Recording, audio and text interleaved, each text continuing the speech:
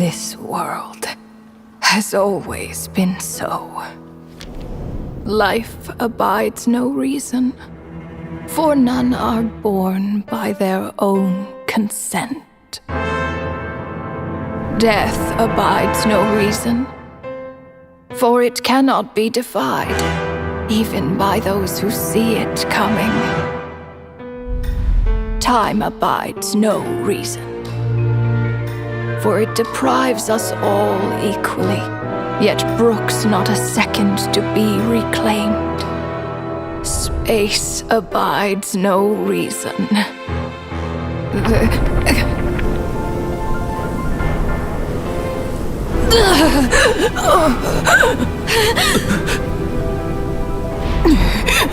The ruler of space stopped the golden-haired twin travelers and mercilessly tore them apart.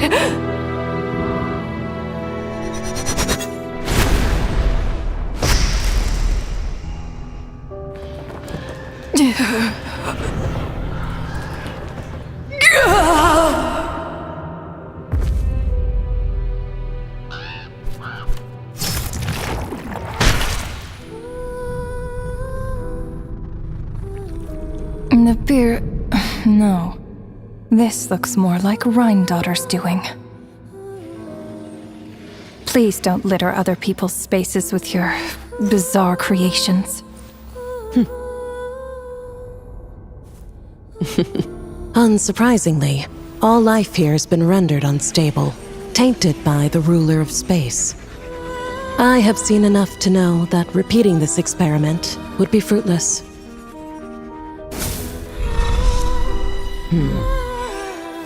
You seem to wield my power as if it were nothing but a plaything for your amusement. Although merging with you has stripped me of agency, I shall still continue to voice my disapproval. My dear Rhinedottir. You have my respect, naberius. Your nagging is one of the only things that can get under my skin.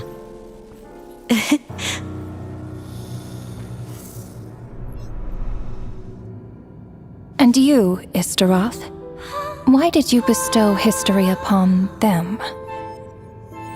I had to find some way to pass the time, did I not? After all, it's clear that asmoday is not here. Well, perhaps you could share your input a little earlier next time. But you're right, there's no trace of asmoday here. Where has she gone? Anyway, it's time I put this space out of its misery.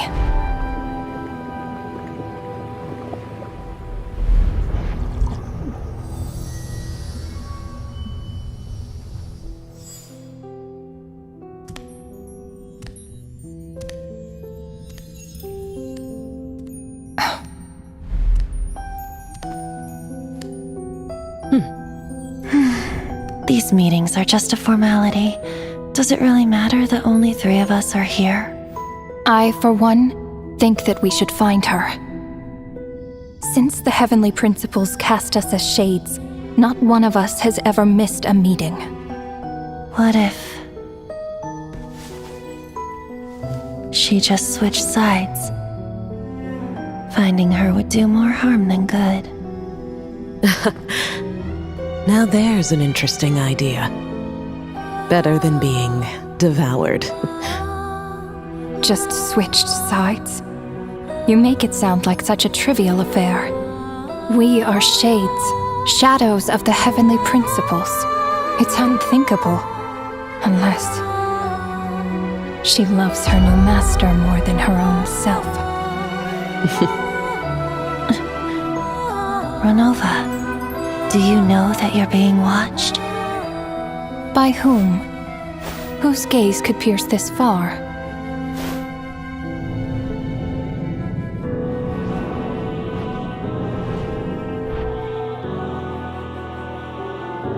I remember those eyes. It was just before I placed the curse of immortality.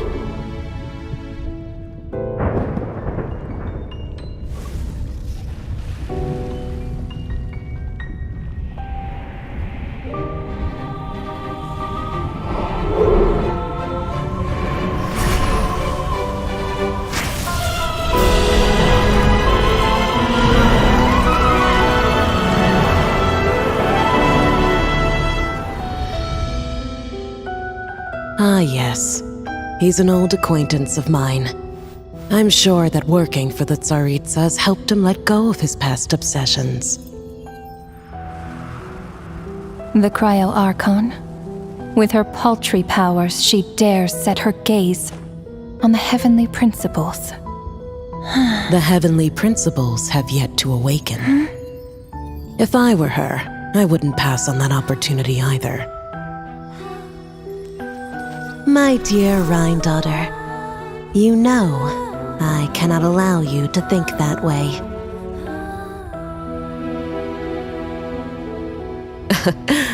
It was purely hypothetical, naberius.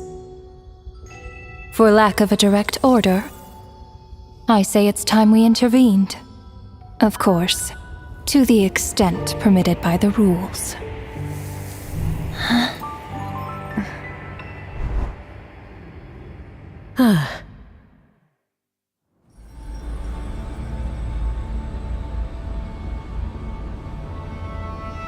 The gaze of the gods has always been considered a blessing.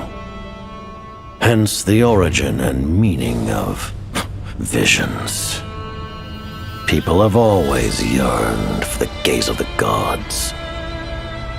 And yet, it is said that when mortals look directly upon the gods, they invite their wrath and retribution.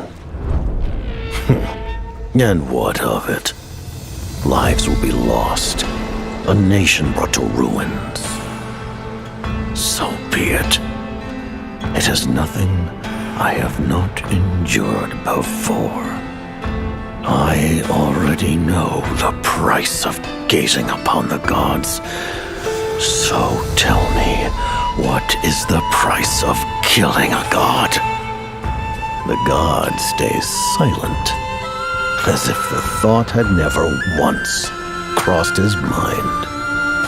To all those who dare not look up to the heavens, Her Majesty the Tsaritsa says this. Behold, even the gods have their limits.